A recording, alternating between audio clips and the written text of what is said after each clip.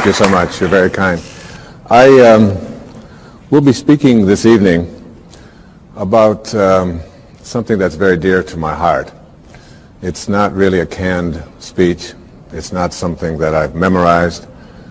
I don't speak from notes. I speak from my heart about something that I work on each and every day in my own life. It is about a process that has been a growth thing for me.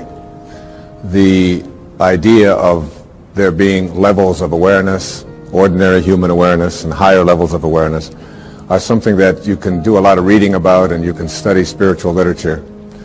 But until you begin to put it into practice and live it each and every day, it really just is something that is distant and more academic.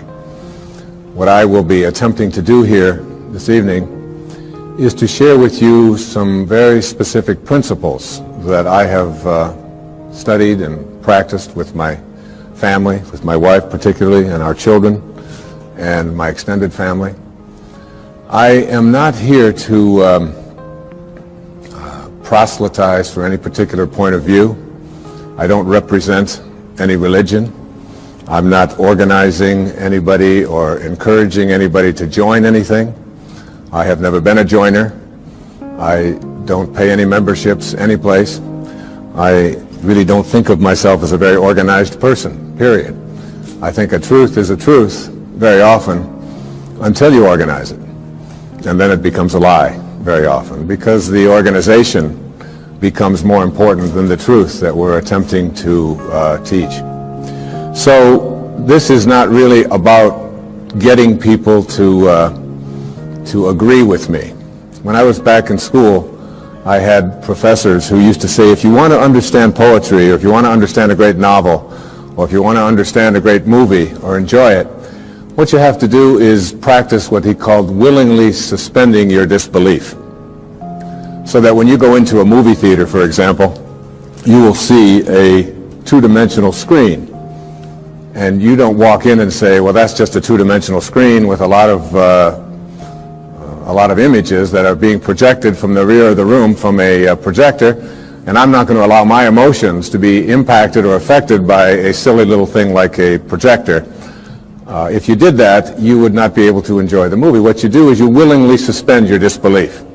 You just let go of any of your doubts, and you just allow yourself to be entertained for a couple of hours. And you say, like, all right, Nicolas Cage can exchange faces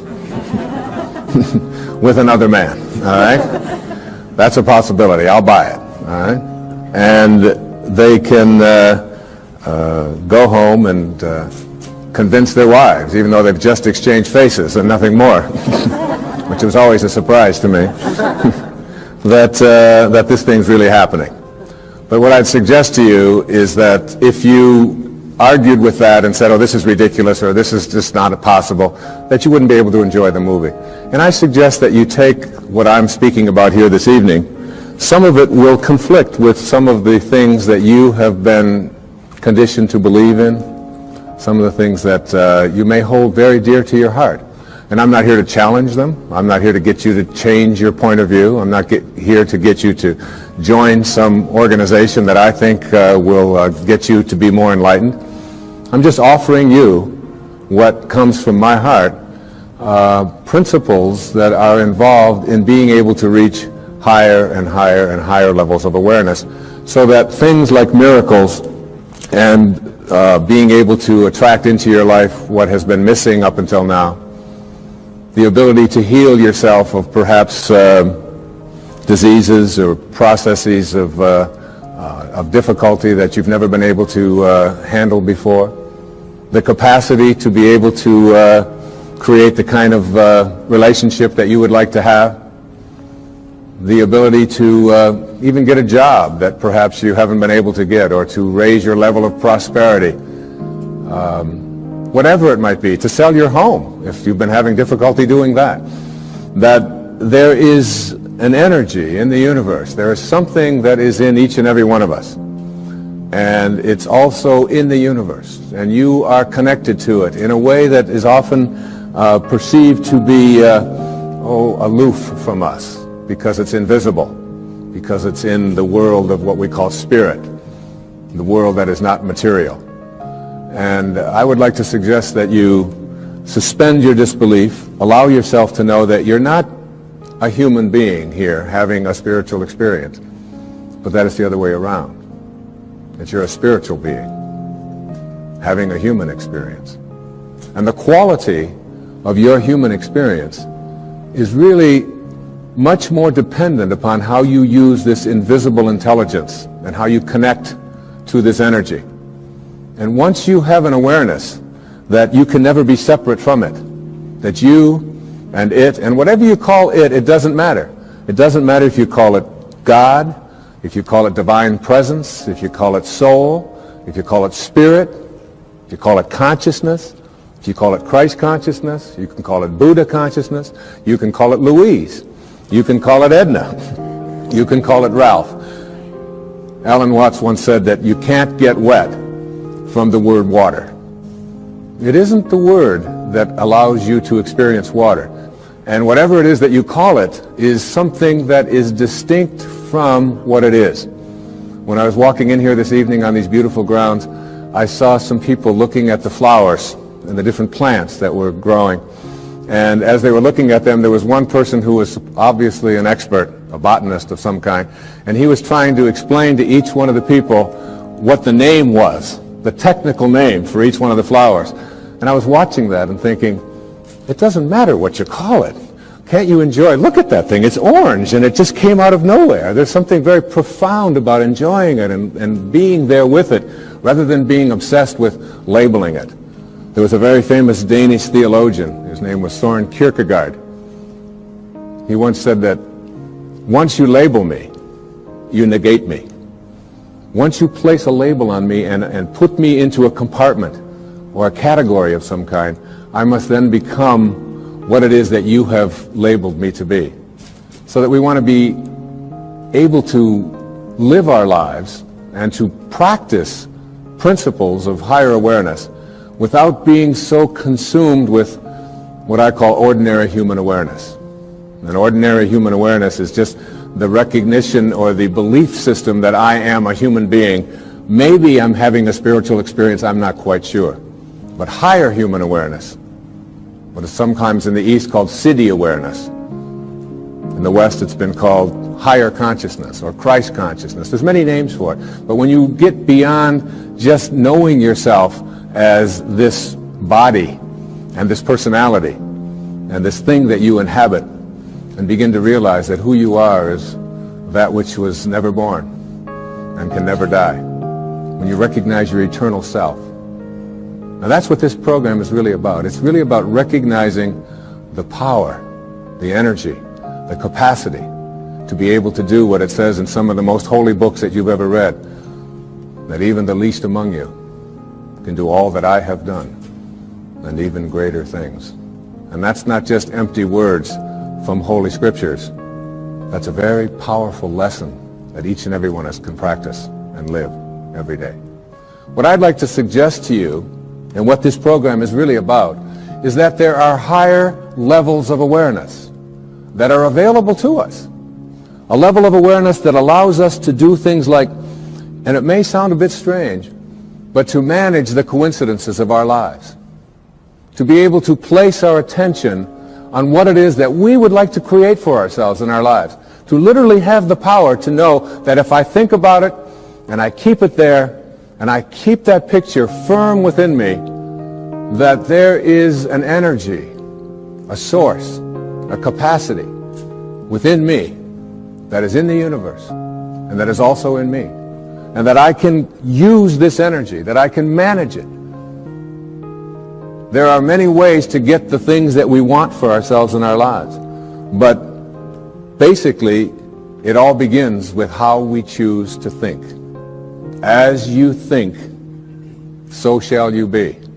7 little words that I think are perhaps the most important things that we can learn and master in our lives.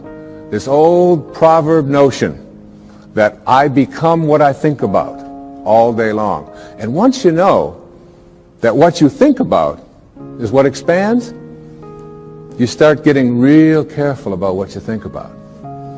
You don't allow your thoughts to be on anything that you don't want, or that you wouldn't want to have manifest or show up for you in your life. Emerson said, the ancestor to every action is a thought. And you can look at every spiritual tradition, whether it's Eastern or Western, whether it's ancient or modern, whether it's civilized, quote, or uncivilized, quote, whether it's tribal, and there is in all of these persuasions this idea that inside each and every one of us, in a place that is not material, in a place that has no dimensions, in a place that has no boundaries, that in each and every one of us, we have this power, and we have this intelligence, and you can never see it. I've often said that when you die, if you're going to die, and 5 minutes before you're ready to leave, they weigh your body, and let's say it weighs, let's pick a good number, 150 pounds, all right? And then life leaves your body, and they weigh your body instantly after you're dead, and it still weighs 150 pounds, so that your body weighs the same alive or dead before it begins to deteriorate. And if that's the case, then your life, this thing that leaves your body and your body still weighs the same, is weightless. Your life is weightless. You can't put a dimension on it. You can't put a measure on it. Who you are is that life. And that life is not in the dimension of material. It's like if I want to wiggle my finger, I just have to have a thought. And the thought says, I think I'm going to wiggle my finger. And then I do this, and you say, well, that's really no big deal. But it really is a big deal. Because there's something invisible in here that says, I'm going to wiggle my finger. I've never seen that. I've never been able to, you can put that under an x-ray, you can try to measure that and find out what it is in there that allows you to say, I'm going to wiggle my finger, and you can never find it. It's not in this world, if you will. So I can do all the scientific studies, and what I can do when I do these scientific studies is I can find the command center inside of me. And I can go to the brain and I can point to a specific point, and scientists can do this and say, there's the command center which allows you to have a thought, I think I'm going to wiggle my finger. But there's no computer and there's no scientists and there's no technology that can ever allow us to go inside and say, there's the commander in the command center. Can't find it. And that commander in the command center, that weightlessness, is the part of us that we just don't pay enough attention to. And what I'd like to suggest here this evening is that once you start becoming aware of the power of thought, and if you look around, just look around you at everything that you see, it all began with a thought. We become what we think about. And that is probably one of the most important principles in learning to manifest. But in my mind, as I think about this idea of getting what you really want and being able to attract it into your life, what we have to look at is basically the obstacles that we have conditioned ourselves. And you notice I say that we have conditioned ourselves, because I have never believed that we need to be putting the responsibility on someone else. If you're conditioned, it's because you have allowed yourself to become that. And if we conditioned ourselves to believe certain kinds of things, and one of the things that we kind of believe and hang on to and live with is this whole idea that all of the things that happened to me in my past are what are keeping me from doing what I'd like to do today. So we hang on to these things and we fill ourselves with blame. We say, I'm the middle child. I'm the youngest child. I'm the oldest child. I'm an only child. Any one of those is a great excuse. If you're the youngest child, you can say, well, how could I be making decisions for myself and be a fully functioning person today when I always had somebody else telling me what to do my whole life? How could I think for myself? If you're the oldest child, you can simply say to yourself, well, how could I be expected to think for myself? I always had to think for somebody else. I was always doing it for somebody else. And that leaves the middle child. You know, the classic identity crisis. Oh, poor me. My mother didn't even know my name. She was always calling me by this one's name or that one's name. So I don't know where I fit in. So that takes care of everybody except the only child. And of course the only child, well, your parents looked at you and said, we won't be doing that again. Huh? You have to live with that, I don't. Huh? So everybody, with their birth order, or with their mother liked their sister better, or that we had enough, or we didn't have enough, or we had too much, or we lived in the north, we lived in the south, I'm too tall, I'm too short, I've got too much hair, I don't have enough hair, it's falling out, it's not falling out, whatever it is, we all have these excuses. And I call all of these things that we hang on to and use to keep ourselves from reaching these higher places in our lives, the wake. I call it the wake. And the wake is comes from a story that I heard Alan Watts tell one time, and it was a very powerful story. He said, your life is like a boat, and it's heading up the river at, say, 40 knots. All right? And as it's going, you are somehow able to metaphorically stand on the stern, the back of the boat, and look down into the water. Now there goes your life in this direction, and you're standing here and you're looking down into the water, and you ask yourself these three questions. The first question, what is the wake? What is it? What is this thing that you see? And the answer, the wake is the trail that is left behind. That's what it is. Nothing more, nothing less. It's the trail that is left behind. Second question to ask yourself in this little metaphor, what's driving the boat? What's making this thing go in this direction? The answer, the present moment energy that's being generated by the engine, and nothing more. That's the only thing that's making the boat go in this direction. And in this little scene, this means it's the present moment thoughts that I have and how I am using them that is making my life go in this direction, and nothing more. Because the third question is the most important and powerful question. And ever since I heard it, I've always thought about this whenever I have a tendency to look back here and blame something. Is it possible for the wake to drive the boat? That is, can a trail that is left behind make a boat go in this direction? And of course the answer to that is no. It can't. It's just a trail that is left behind. And in that trail, there are an enormous number of things, and every one of us has a wake. And we have a whole lot of stuff in it. And one of the problems that we have is that we have a tendency to look at the wake and all of the stuff that's in it to explain why it is my life isn't working the way I would like it to work. So that you can take a look at the experiences of your life. I look at the experiences of my life. In the experiences of my life, I spent some years in a series of foster homes. People have said to me, oh, living in a foster home, that must have been terrible. I said, no, it wasn't terrible at all. When you're 6 years old, you don't wake up every day and say, oh my God, I'm living in a foster home. Isn't this awful? Poor me. How come me and nobody else? You don't do that. You don't do that till you're 40. And when you're 40 and your life isn't working and you're bankrupt and you're a drug addict and your relationships are all falling apart and your family's leaving you, and you say, why is this happening to you? You say, what do you expect from me? I had to live in a foster home. My mother liked my sister better. We were too this, we were too...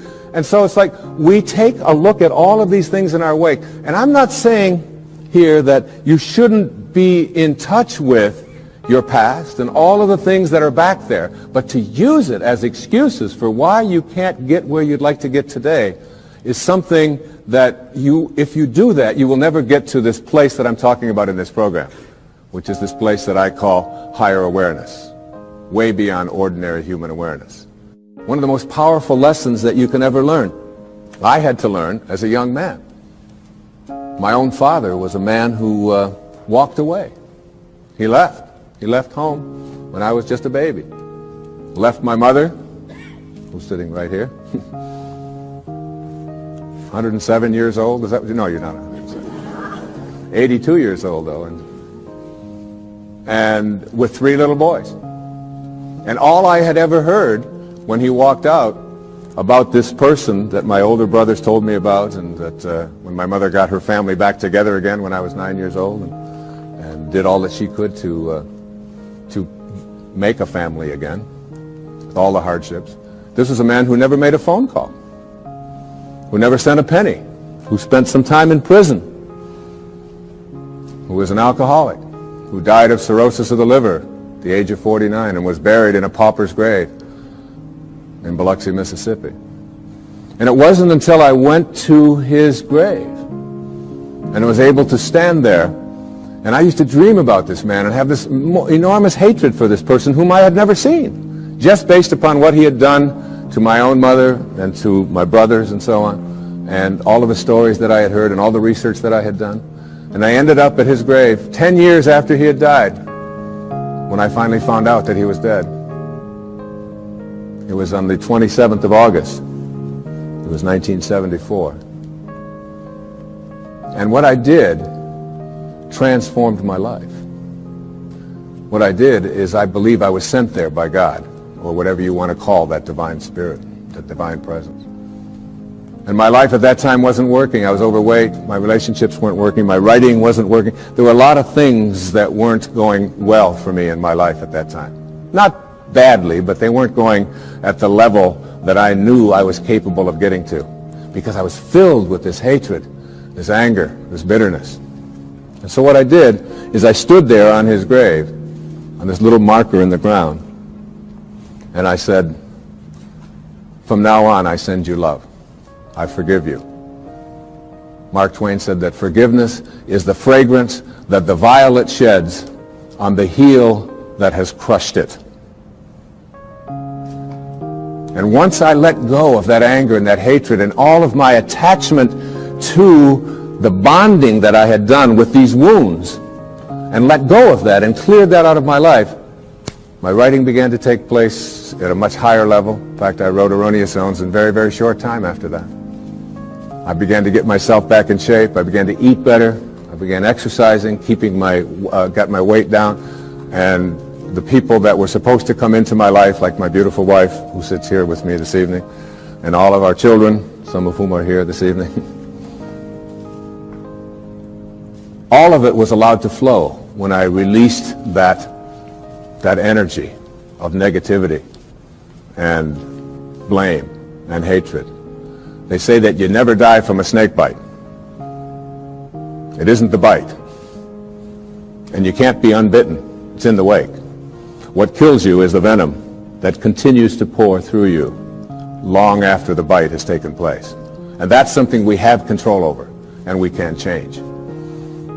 And I'd like to suggest that what happens is that many of us bond ourselves to these wounds of our past. If I were to cut my hand, just cut it, and watch it, my nature says, close up the wound. And I just have to watch it. And there's no doctor out there, there's no medicine out there that's going to heal that wound. There's a healing stream that I am connected to that will allow that wound to heal. So my nature says, close up the wounds. Don't bond to them, don't hang on to them, close them up. But supposing I say to myself, oh no you don't. There's no way I'm going to let you close up. You see, if I can keep you open, and I can go to you and say, look at this.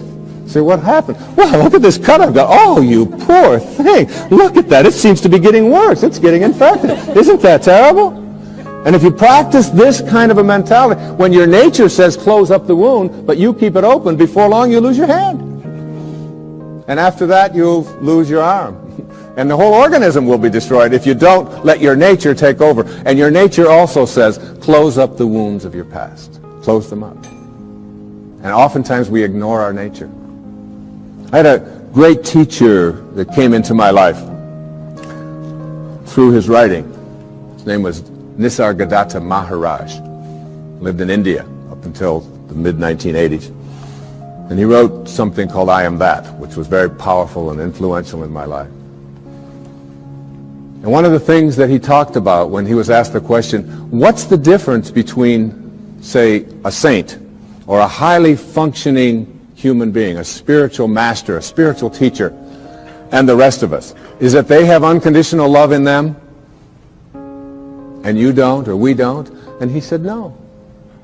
He said, saints have unconditional love in them, and so do you. He said the difference between ordinary human awareness and higher awareness people is that they have nothing else inside of them. That's all they have.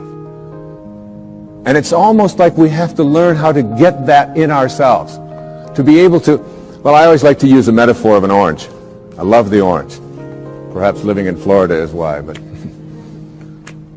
an orange is a simple metaphor. You take this orange and you squeeze it as hard as you can squeeze it, and you ask yourself, what will come out? And what comes out when you squeeze an orange? Orange juice. Never, no matter how many times you squeeze it, will apple juice come out. There's no mistakes. You'll never get grapefruit juice out of this thing, ever. The only thing you'll ever get out of it is orange juice. And the next question is why? Why when you squeeze an orange, as hard as you can squeeze it, does orange juice come out? And I asked that question up in Toronto one time. There's a little girl sitting right in the front row. She said, that's dumb.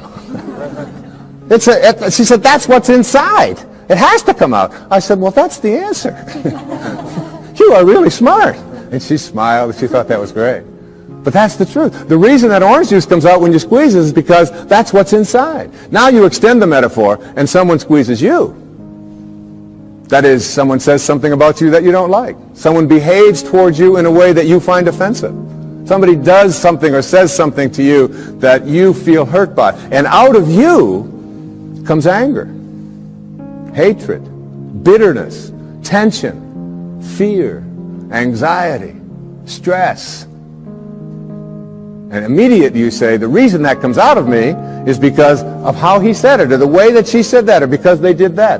But the truth is, the reality is, that what comes out is what's inside. And if you don't like what's inside, you can change it. Now, if you ask me, how does orange juice get inside of an orange? I would say, I don't know. I can't figure it out. That's a mystery to me. I just enjoy the oranges of my life and give God the credit for that. A lot of people think that other things make them the way they are. They will blame their past, they'll blame their parents, they'll blame the economy, they'll blame the Ayatollah, they'll blame somebody for things that are going wrong in their life. And one of the favorite things that we have to blame for why I'm upset at a particular moment is something called traffic. Traffic made me upset. And I've always reminded myself when I'm in a jam or when I'm on the freeway and I'm trying to get someplace, that traffic doesn't care. That you have within you the opportunity in this moment to really work on these things that are perhaps debilitating or creating anxiety or stress in your life. That these are tests, these are opportunities for you. Traffic doesn't care. Your anger is your choice, and you can always choose to be happy, angry, depressed, miserable, upset, or you can choose to be fulfilled and do something positive in this moment. It's always up to you. I'd like to give you what I think of as the great spiritual teachings of many various persuasions. There's a story that summarizes it. It's the story of what I call the four philanthropists in a village. The conquerors had come through, and they had taken all of the men, or many of the men who were warriors at the time, and they had placed them into this prisoner of war camp right in the village. And many of the villagers knew that their compatriots were imprisoned. And the first philanthropist was a person who had great wealth. And he went to the people who had the prison and were in charge of it, and he said to them, I understand the men are not able to have fresh water and cold water. I would like to donate all of my earnings and everything that I have to purifying the water for them and making sure that all of them will not be sick. And he was granted that. And he felt like he had fulfilled his destiny, that he had done what he was here for. The second philanthropist discovered that the men were sleeping on rocks and that they were cold at night. They didn't have blankets. And he took all of his funds and he said to them, I would like to provide bedding and blankets for the people so that they will be comfortable when they sleep at night. And he was granted that right, and he donated his money for this purpose. And again, he felt that he was fulfilling his destiny. The third philanthropist discovered that the food that they were eating was inadequate, that they were just given beans and water and some bread. And so he said, I own a farm, and I'd like to grow all of my food, and I'd like to take this food to all of these prisoners. And he was granted that right. And all three of these great philanthropists in the village felt that they had really completed their mission for why they were here. But the fourth philanthropist was a saint. He was living not at ordinary human awareness, but at higher consciousness levels. And he went and he found out where the keys were. And he went to the prison at night and he released all of the prisoners. And this little metaphorical story really tells us that when we are living at ordinary human awareness, there's nothing wrong with those who are out there who can help us to suffer in comfort. All right? And many of us have learned to do that and accept that and say, all right, as long as I'm comfortable, even if I'm suffering, it's okay. But there are those who have keys. And those keys can open the prisons. One of the great teachers in my life was Carlos Castaneda. And Castaneda talked about his teacher, who was what they call a nagual, a Native American term that refers to all that is knowable. And his teacher told him that your life is like being born into a room, a mansion, if you will, that has 1,000 rooms. But you're born into one room. And this one room is called daily human awareness. And the only way you can get in is through conception and birth. You're in. And the only way you can get out, we are taught, is to die. So we spend our lives in this mansion in one room, even though there's 999 other rooms. We don't know how to get out into those rooms unless we die. So we wait to die. And what his teacher told him is, I can teach you how to get out of the room of daily awareness and into the other 999 rooms. And if you stay with me and learn all that I have to give you, I can teach you how to get out of the house altogether without having to die. And what we have to do in order to get to that place where we can take the keys and unlock the self-imposed prisons, or the prisons that we have given ourselves on the basis of what we have come to believe is our limitations, what we can and can't do. We have to let go of that. And I call it rewriting our agreement with reality. We literally have to make a whole new contract with what it is that I perceive to be what is possible for me. And in order to do that, we have to shift out of the things that we have come to believe in, and everything that you came to this program watching tonight that you believe in was handed to you by someone else outside of you, was handed to you by the experiences or testimony of someone in the past, and because it comes from outside of you, there is still an element of doubt. And this element of doubt isn't bad, but it keeps you from reaching higher levels, because what you think about is what expands. And if you're thinking doubt, then doubt is what expands. William Blake said, if the sun and moon should ever doubt, they would immediately go out. So how do we get past what we believe in, or what has been handed to us, and still honor it and be grateful for all of the teachers and all of the people who have come before us? So what we have to learn to do is let go of that tribal consciousness and shift to what I call a knowing. Now, there's a big difference between what you believe and what you know. Everything that you know is something that you have made conscious contact with.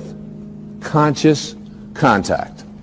So there's nobody out there watching. There's nobody in this world who knows how to swim, who learned it by somebody else telling them that you can swim, or by watching Mark Spitz go through the water, or by observing other people doing it. You may remove some of the doubt, but you will never know how to swim until you get in the water and blub around a few times and then do it. And then you'll have a knowing. And that knowing is something that you'll never lose, just like riding a bicycle or dancing the Macarena or making a lemon meringue pie or anything that you know how to do. It's because you've made conscious contact. And I'd like to suggest that there's a big difference between knowing about a divine presence, knowing about a sacred awareness, knowing about God, and knowing God. There's a big difference. Just like there's a big difference between knowing about the possibility of being able to heal myself of something that is bothering me, perhaps a disease process. I perhaps may believe that it's possible because I've read other people and I've heard others say it. And I've read the testimony and I've listened to the tapes and I've gone to the seminars. But until you have made conscious contact with it, you'll never know it. And I'd like to suggest there's a wonderful poem. I'd like to share this poem with you. It's written by a wonderful woman. Her name is Valerie Cox. And she lives up in Seattle, and she's written quite a bit of poetry. This particular poem really speaks to me to the difference between what you know and what you believe in. Immerse yourself in these words.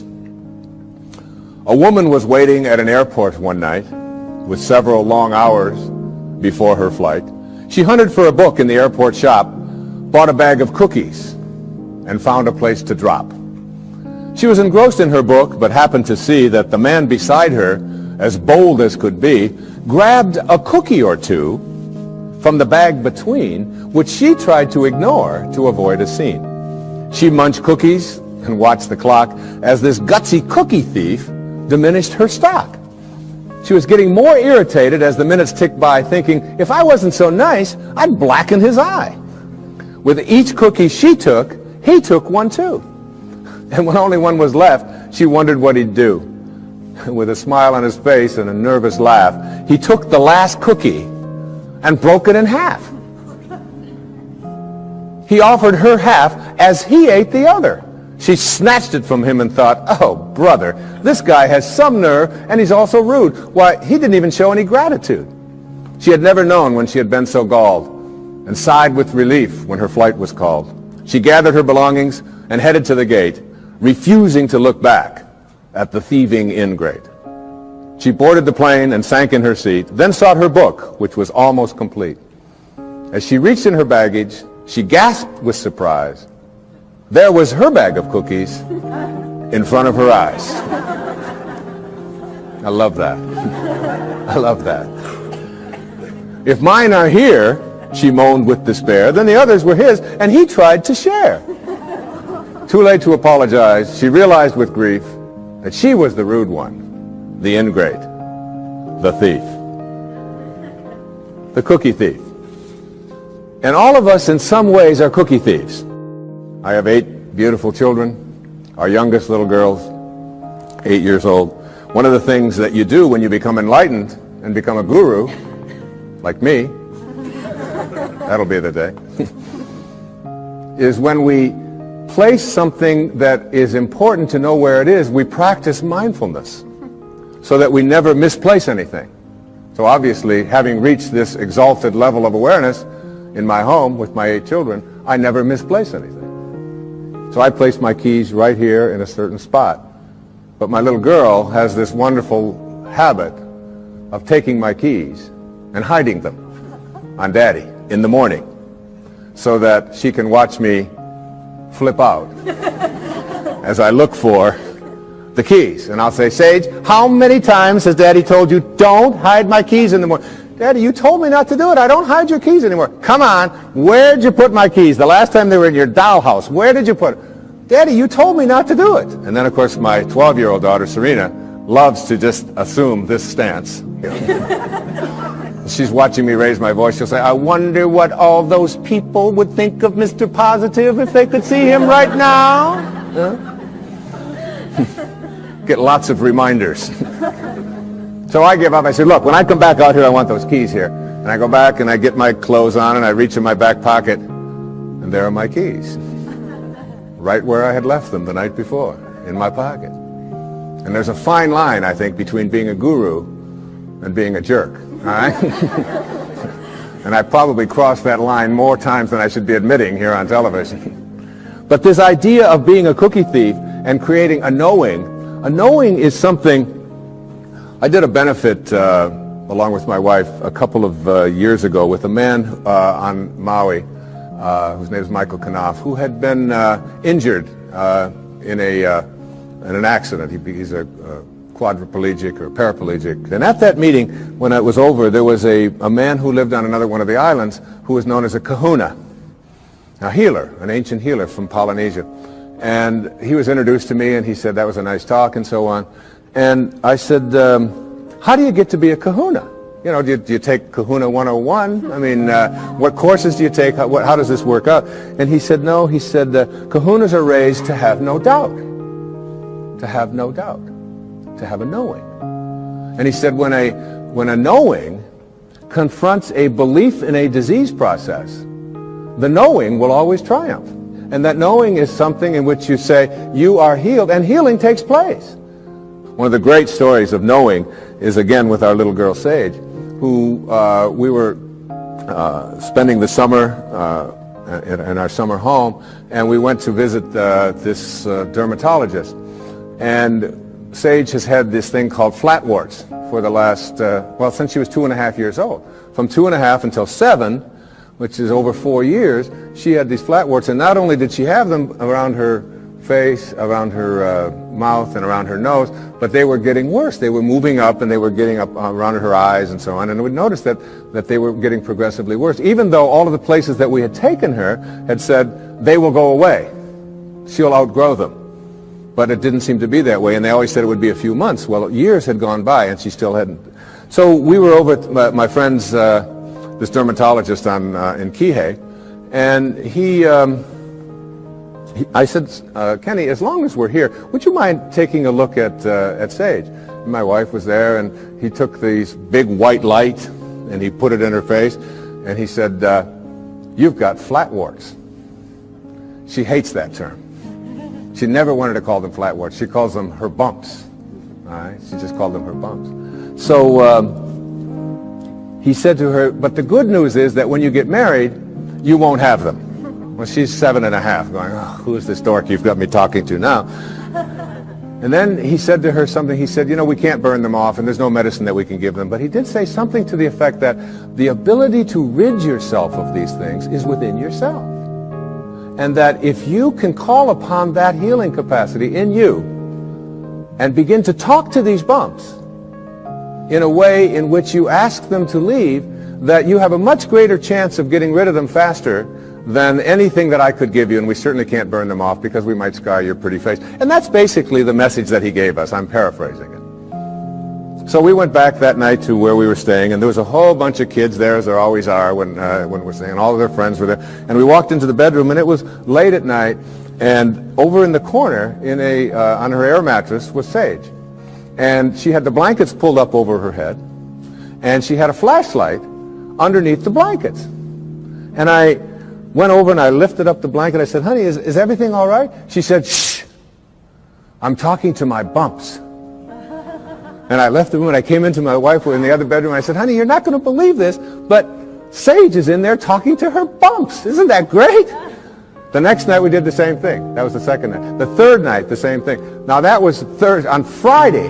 This happened on Monday. On Friday, as God is my witness, on television, every single one of those bumps was gone and has never reappeared since. A knowing.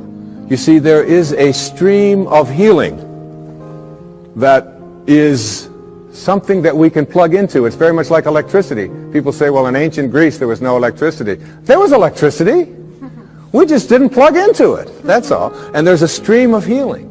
And when we go into that stream of healing with a knowing, we go to a higher level within ourselves. And we don't allow any doubt in. Basically, in every single one of us, every human being out there, there are two of us. There's two people. The first person in each person is called the ego, or I call it the ego. E-G-O. Earth guide only. All right? This is the part of us that says, who I am is separate from you, separate from God, separate from my environment, and therefore I'm in competition with, and my value is based upon how much I get, how much my stuff is worth, how much better looking I might be, or how much more attractive I might be, how much more money I might have, the value of my possessions, and so on. What is mine? So it's not mystical awareness which says I am connected. It is that individual lower level of awareness which says my ego. This is mine. Also in each and every one of us there's another person.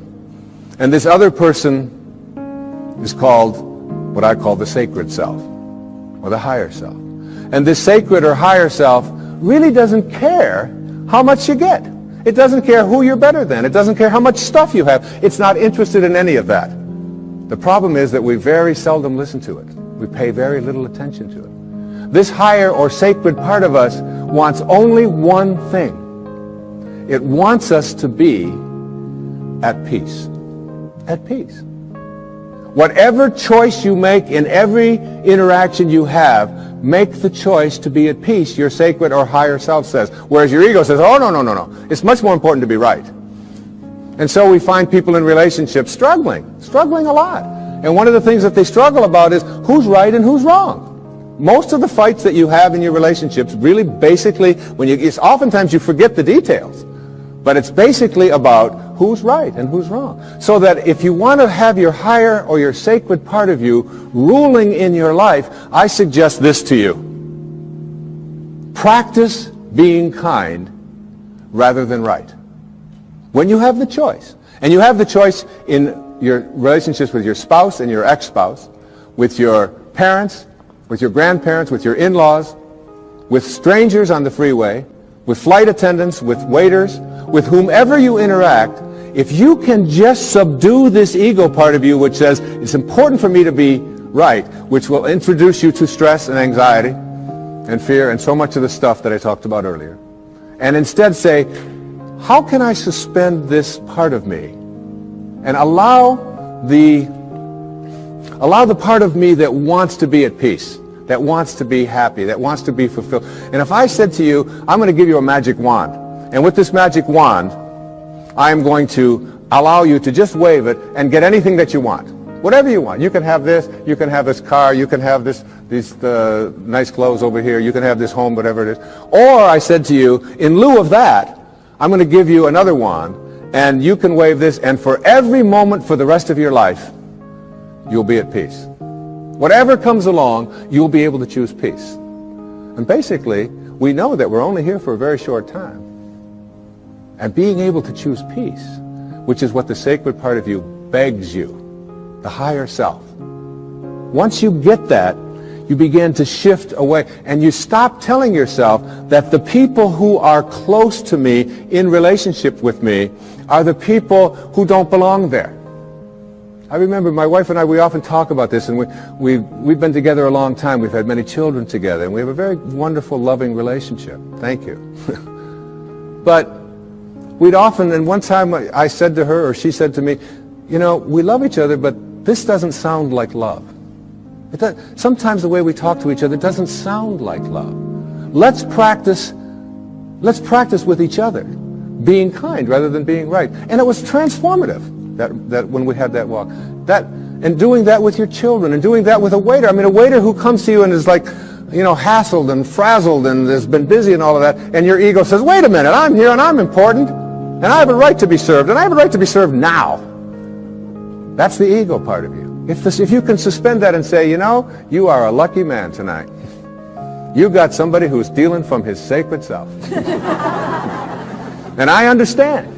And you take your time, and you come to me, and you bring it at your convenience, whenever you can. I'm willing to suspend and you know what? You'll get served so fast, and with such gratitude, just for being kind, if you practice it.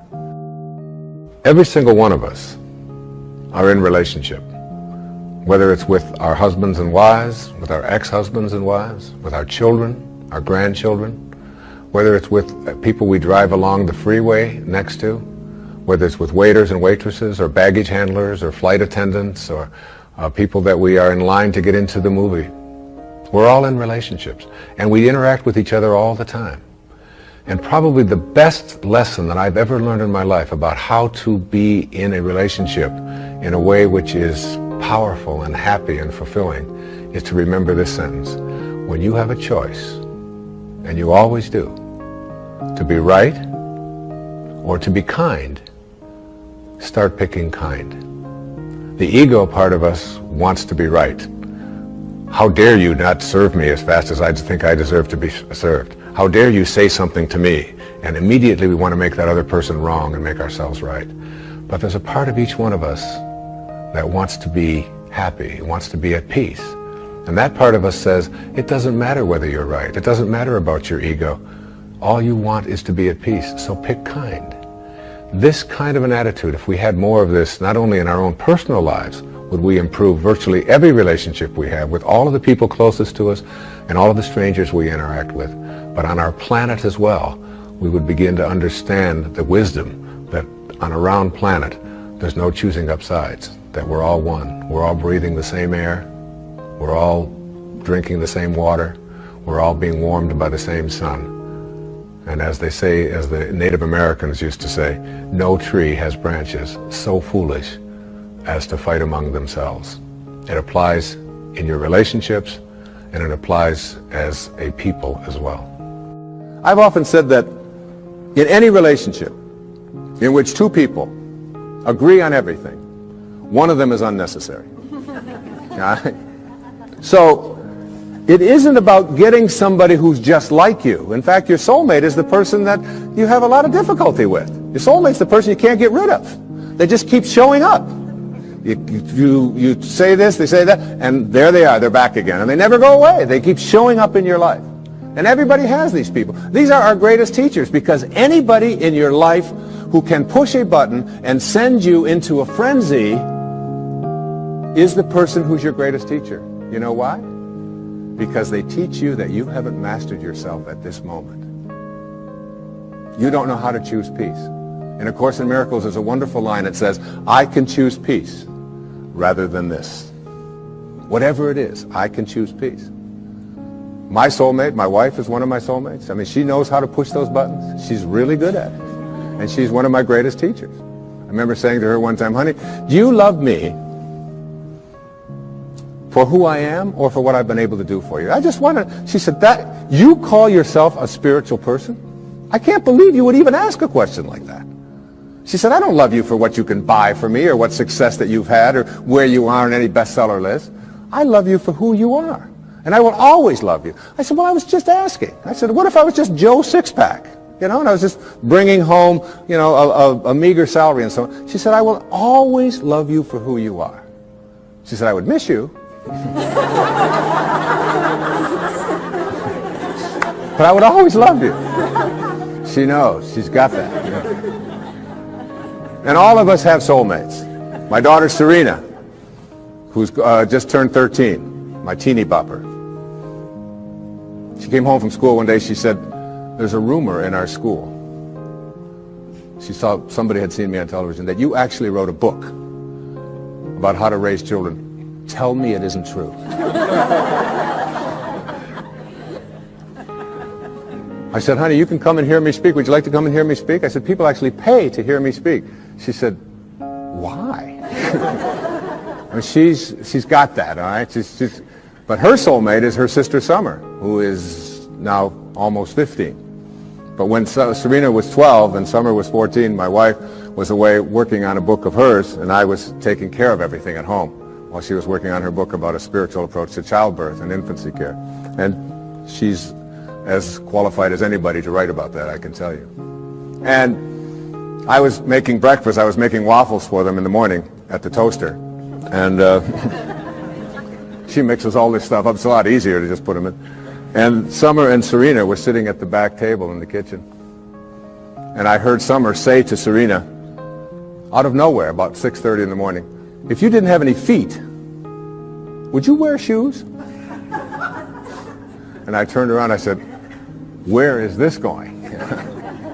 And Serena went, that's ridiculous. What do you mean if I didn't have any feet, would I wear shoes? She said, of course not. And Summer said to her, then why are you wearing that bra? Everybody's got a soulmate.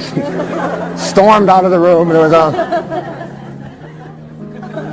But it isn't the people who agree with us, it isn't the people who tell us the right thing, it isn't the people who always find us, just perfectly smelling good and so on. There is an element of understanding that everybody who shows up in our life has something to teach us. Many people have said to me that they have observed in my writing and in my teaching over the years that I have changed.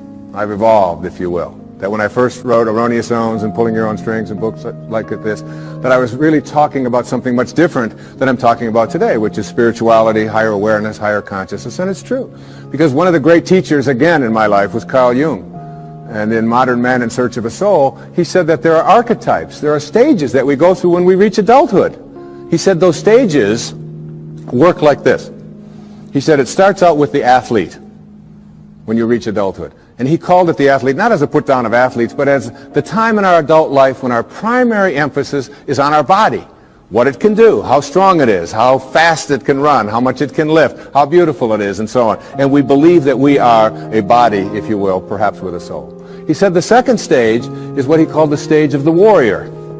And this is the time in our adult life when we take ourselves out of our physical self, if you will, and we take this body out into the world, and we do what warriors do, which we attempt to conquer, we attempt to defeat, we attempt to get as much as we can. It's the age of the ego. It's the time when we're saying, what are my quotas? What's in it for me? What can I get? And we go through that stage. And I believe that I was writing earlier in my life to teach people how to be better athletes and better warriors, because that's where I was in my life in those days. And the shift has taken place for me as well. Jung said that the third archetype is what he called the archetype of the statesman or the stateswoman. And this is when we finally get to a place in our adult life when we stop saying, what's in it for me? How much can I get? How much can I accumulate?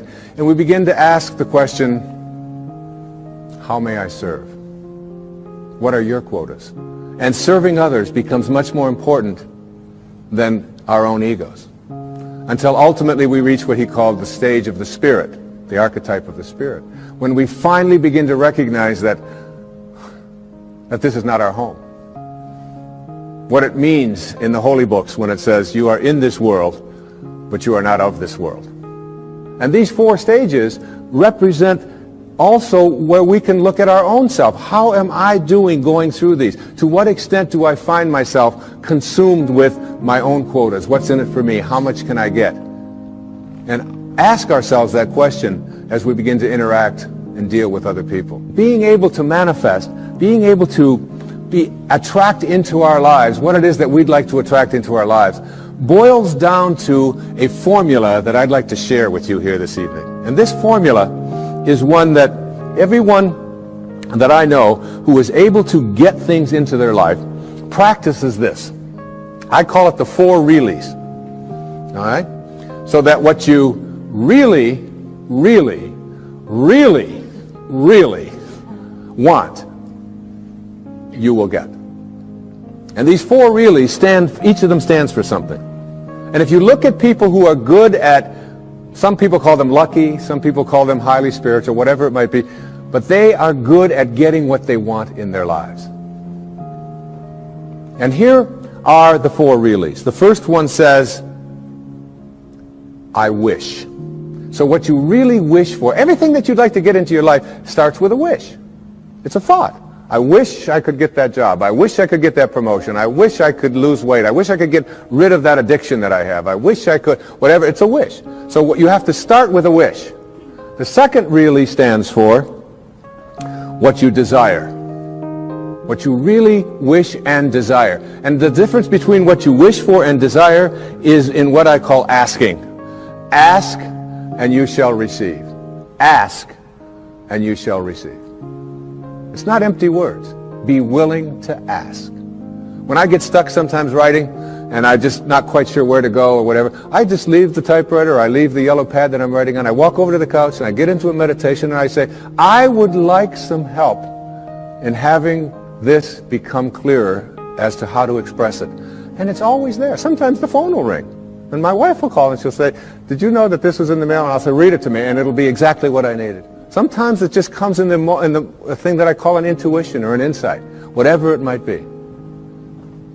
The third really stands for what I intend. So now you shift away from what I wish for and ask for, and you frame it in such a way that you intend to create it. I intend to create this, whatever it might be, whether it's a healing, whether it's a losing of weight, whether it's getting rid of an addiction, whether it's creating prosperity. I intend to create it. And if you notice people who are good at manifesting, they don't mince those kinds of words. I will do it. And someone will say, well, what if it doesn't work out? You say, well, then I'll just learn whatever I have to learn from it not working out. But I intend to create this in my life. There's an intention, and the intention is so powerful that you become independent of the good opinion of other people. You're not checking it out with the tribe. You're not checking it out with what everybody else out there said you should do or shouldn't do. You're saying to yourself, I intend to create it. And I often tell people, don't tell anybody else about what you want to manifest. Don't make it a big statement. Instead, keep it to yourself. And they say, why do you want to say that? I say, because the minute that you do, you invoke ego. And in quantum physics, there's a simple line that says, particles themselves are not responsible for their own creation. Another way of saying that is the way St. Paul said it. That which is seen, he said, hath not come from that which doth appear. That is, the source of everything over here, it's not over here. It's in this invisibleness. And once you invoke ego, you have to defend it, you have to explain it, you have to get the tribe involved in it, and before long, you've lost the capacity to manifest. It's a spiritual journey. Inspiration, in spirit. When you're inspired, in spirit. The fourth really stands for passion. Passion. That is, I am absolutely passionate about it, and I intend to create it with that love. One of the great books that one of my teachers sent to me from ancient India, written like 3,000 years ago, has a line in it that says, to attempt to manifest what you want without passion is like dressing up a corpse. So you take this corpse, and you put a tuxedo on it, and you dress it all up, and you put all the makeup on it, and you take it out into the world, and you say, now see what you can get for me. But basically it's dead inside. And if it's dead inside, that is, if it lacks passion, if you lack passion, you're not going to be able to attract it into your life. So what you wish for, ask for, intend to create, and have passion about, you'll get. You'll get it. That's the good news. The bad news is that what you really, really, really, really don't want, you will also get. And this is one of the most difficult things for people to understand. And when you're dealing with the tribe, and you're dealing with what is and what everybody else tells you is impossible, and somebody might be watching this and say, well, that's just a lot of nonsense. I mean, you can't just put your attention on something, think about it, and have it come true. It involves a whole lot of other stuff like that. You see, here's how it works. You cannot attract thin from I hate being fat. Because if what you think about is what expands, and what you're thinking about is hating being fat, then hating being fat is what you will continue to manifest. You act upon what you think about. You cannot attract prosperity from an inner consciousness that says, I hate being poor, I despise being poor. Because if you despise being poor, if you're angry about being poor, then being angry about being poor or despising it is what you will continue to act upon, and you'll be able to say, see? Now it gets worse. You cannot manifest what you want if your attention is on what is. If your attention is on what is and the circumstances of your life, that's where your thoughts are, then you will continue to create what is into your life.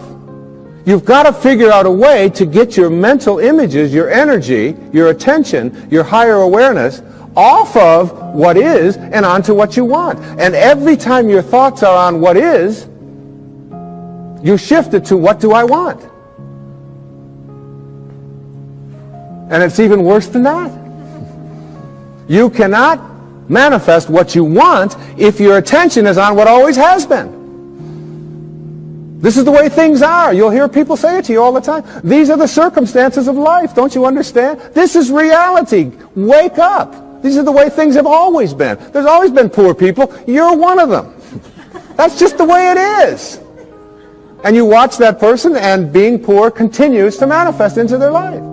If you keep your attention on what always has been, then what always has been is what you'll continue to manifest. As you think, so shall you be. These aren't empty words, folks. This is reality. And the worst and ugliest of all is this.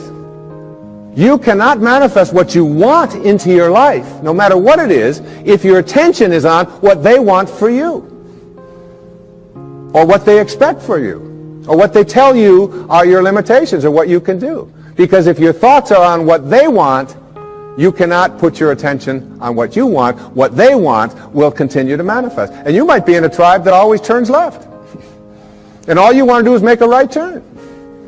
And you go to all the tribal elders and you say, look, I just want to make one right turn. And they say, wait a minute.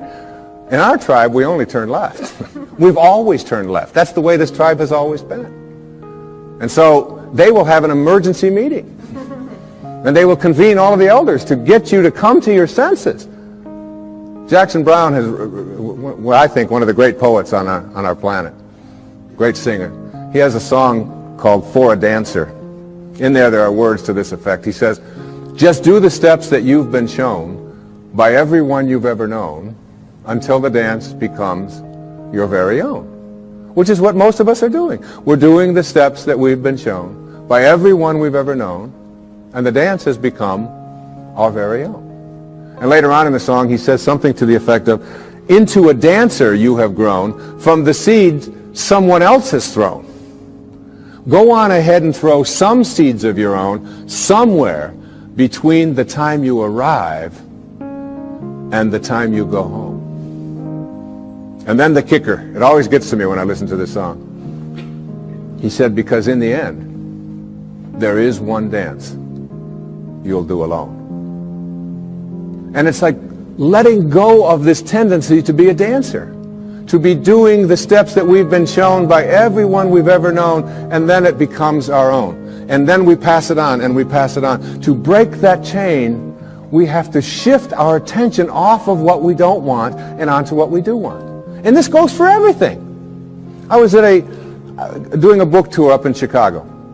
I get off the airplane, and a woman picks me up, and she's got a doozy of a cold. Like, you know, Snoopy's, as my kids call it, coming out of her nose onto her dress. I mean, and I was in this little Honda with her for 2 days. And so I said to her something to the effect, I can't remember what it was. I know she didn't like it. But I said something to the effect of, oh, it's been 20 years since I've had a cold like that. And she said, oh, that's just what I needed to hear.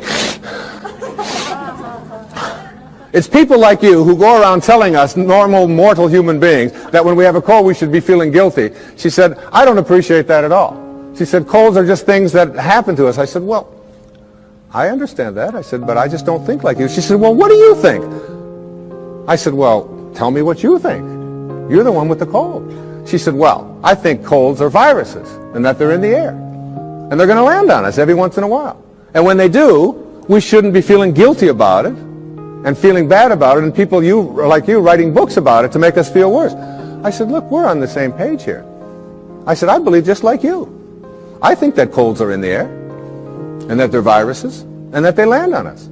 She said, well, how come you don't get a cold then? I said, because when they land on me, I talk to them. She said, you talk to viruses?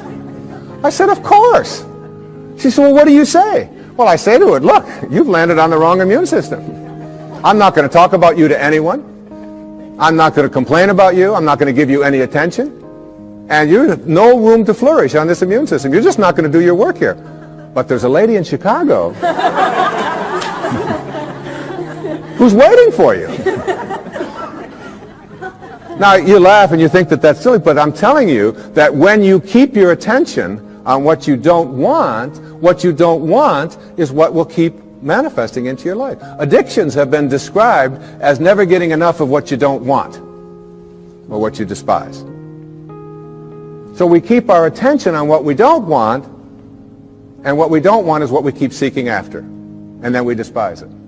When we put our attention on what we do want, when we shift to a place called unconditional love, and begin to view it as something that I don't have to be dependent upon, you can shift right out of it. The currency for attracting what we want into our lives is our thoughts.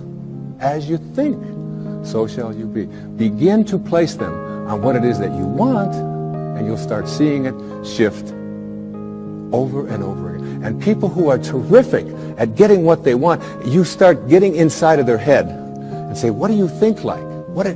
How are you organized in here? And you know what they always say?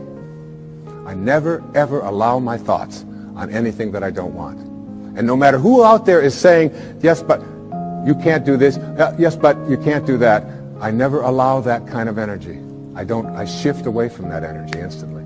That's what separates great masters from ordinary human awareness. I have been talking during this program about a consciousness, an awareness, a level of functioning or living or thinking which involves something that I call spirituality. It isn't restricted in any religious way. It is a divine intelligence, an organizing intelligence that is everywhere at once. Some people call it God. Some people call it soul. Some call it spirit. Back in the times of slavery, there was a young man, his name was John Newton. He was 23 years old. And he had what is called in Japanese it's called, excuse my Japanese, but it's called satori. I'd love to say that. Satori, S-A-T-O-R-I. And it means instant awakening. The idea that you can create something in your life now. In Zen, they have a proverb that says, when the student is ready, the teachers will appear. So it's just being ready. And so you don't have to go through this long, involved process to get to enlightenment where you get it 5 minutes before you die. Instead, you can have it when you are ready. The Native Americans, they have a word called natohi in the Aleut Indians. Natohi. And it means great seeing. Like I don't see, and boom, there it is. I see. And it's like in a dream when you just have this awakening, this light goes off and you just know. It's intuition, if you will. Intuition has been described as, if prayer is you talking to God, then intuition is God talking to you. It's like hearing that voice, and you know it. And John Newton, this 23-year-old sea captain, had a ship full of human cargo that he was bringing from the west coast of Africa to the New World as slaves. And he had this satori, this awakening. And in this moment of awakening, he realized that what he was doing was horrible and defenseless in terms of his own inner sense of morality. And he wrote down on the envelope the words to a song he called it Grace. I once was lost, and now I'm found. And it was grace that taught my heart to feel. It was grace that brought me home. He shifted away from his material world and his being a warrior to being a spiritual being in an instant, which is available to every single one of us. And he wrote these enduring lines. And I have asked my beautiful 16-year-old daughter, one of 6 beautiful daughters that I have. Her name is Sky, and she's just 16 years of age. And she really, in my heart, I've often said to my wife that Sky is just about one of the nicest human beings I've ever known. The fact that she's my daughter, I know may sound like it's prejudiced, but this is a person who comes every night and says, I love you, to not only my wife and to myself, but all of her brothers and sisters, who is kind beyond anything I could ever imagine. And from the time that she was a baby, just this high, she always knew what she wanted. She knew. She didn't believe. She knew. I'm going to be a singer. And I'd say, well, Sky, you've got to study this. She said, no, I'm going to be a singer. And she would never hear of anything to the contrary. And if we were walking through a mall and someone would say, and she'd be 2 years old, up to my knees, and someone would say something to her, she would just sing a song for them. And she'll do it at any time. She had that knowing. She really, really, really, really, with passion, has always known it. And sings all the time and lightens up our house and my life and my wife's life in just the most magnificent of ways. And I asked her if she would please come tonight and sing this song for this program, to close it with as beautiful a rendition of Amazing Grace. And listen to the words. It isn't just my pride in my little girl singing.